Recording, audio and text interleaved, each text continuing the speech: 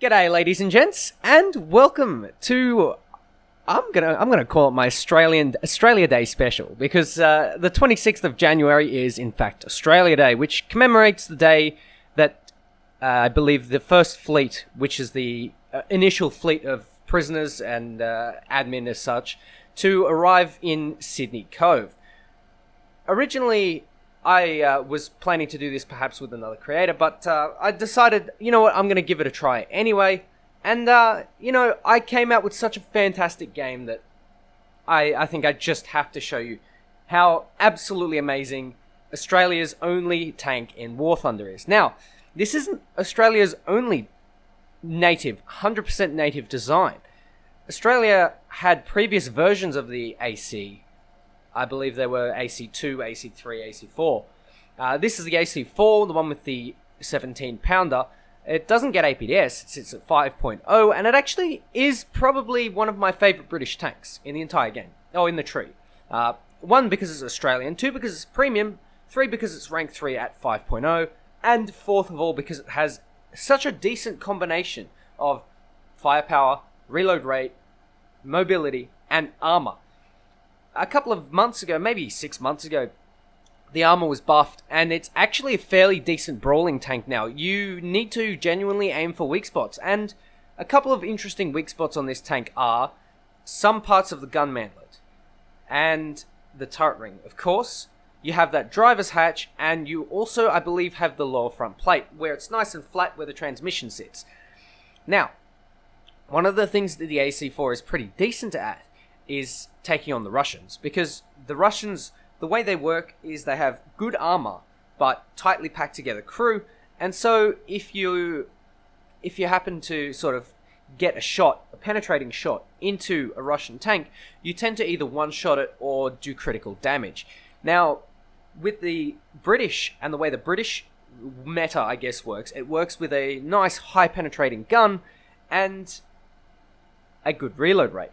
So, you are able to pump shells into Russian tanks like you would not believe. And as I'm rounding the corner looking for boyos, I see a German boy. I don't really know what it is, I just see bushes, and I decide to shoot at it. Turns out it's a Panzer IV, and I should have gone for the lower front plate, and that would have been an instant kill. So I decide to push up, secure my kill, and I get shot from the side. I'm pretty gobsmacked at where this has come from, so I'm employing a little trick. I'm using my third-person view to look for where the enemy's shots are coming from, and he's decided to fire his MGs. I go for a really nice shot, and I absolutely destroy half of his tank.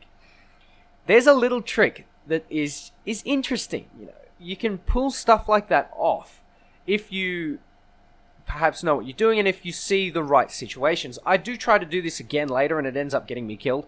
But the point is, if you're in a desperate situation, if you're in a bit of a pinch, that's something that you can use. Now, as I repair, I can see a couple of enemies on the hill, and, I'm thinking, maybe I should push it. I look at the team line, and the team line seems to be nice and solid. There seems to be a nice, good front, for the most part.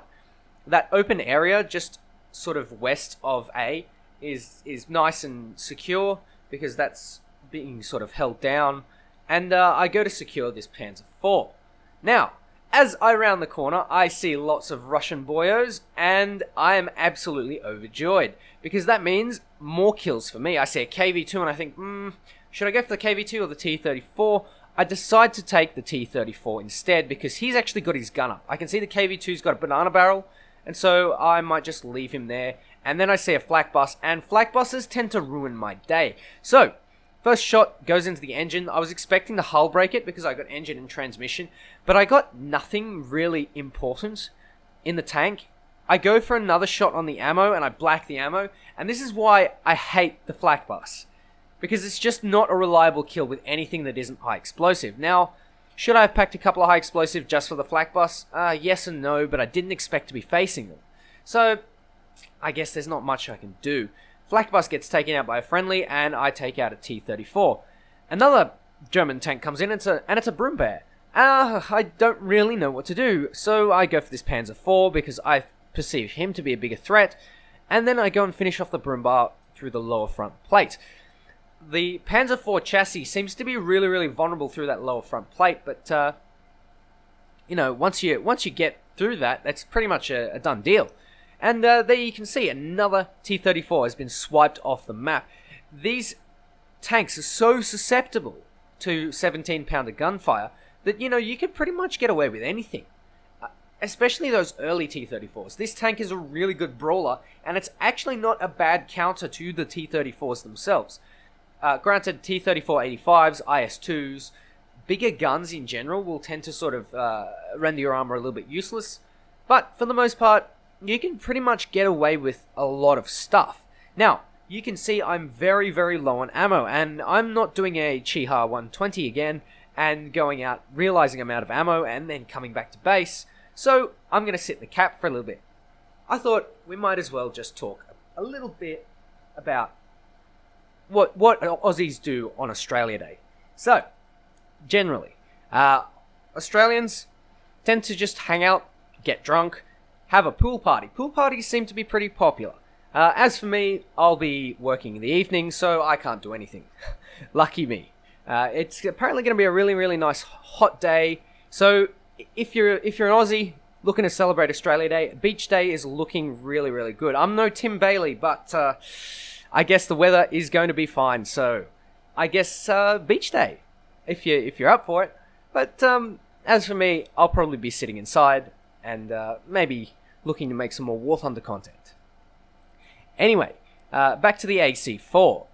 What I'm doing here is I'm essentially, just stocking up my ammo, and I'm looking for more targets. I'm positioning myself in a spot where I can engage targets if they're looking to push A from the north. And there we go, I see a Panzer IV, so I decide to jump on it. I feel that the area is pretty much secure enough to pass through the buildings, and I can see this Panzer IV clearly in my sights. And swiggity swooty, I want some of that booty.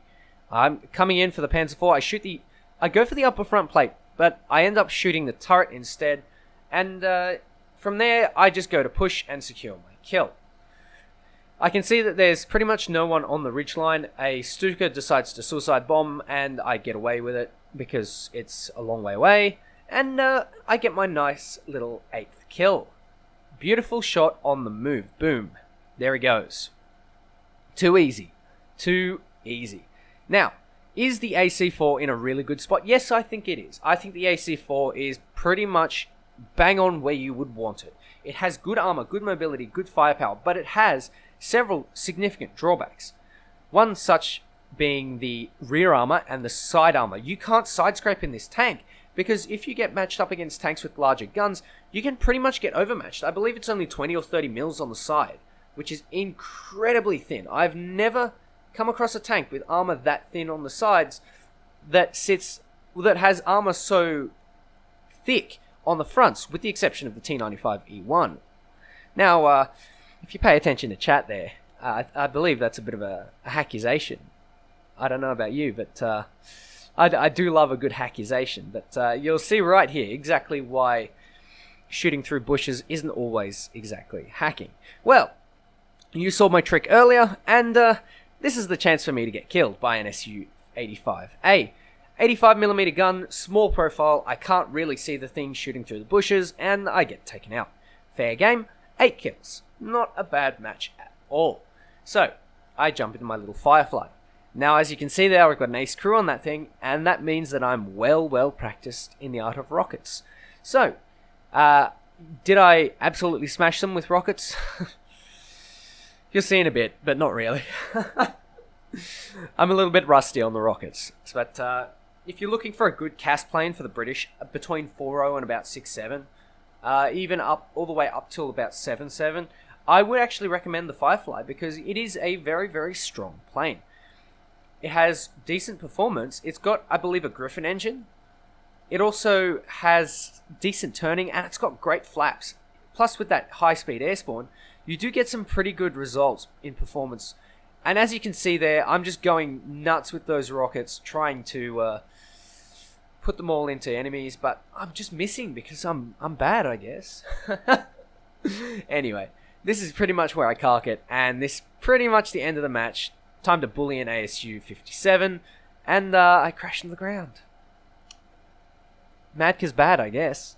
But, going 10-2 in a single match with an assist to boot isn't too bad at all. And I think that's a result that I will take, especially considering it being an Australian tank, Australia Day, and I guess I couldn't be happier, I suppose, without work. But, just one of those things. Anyway, ladies and gents, hope you guys have a very good Australia Day. Don't go too hard. Take care, and I'll catch you next time. STRAYA cunts.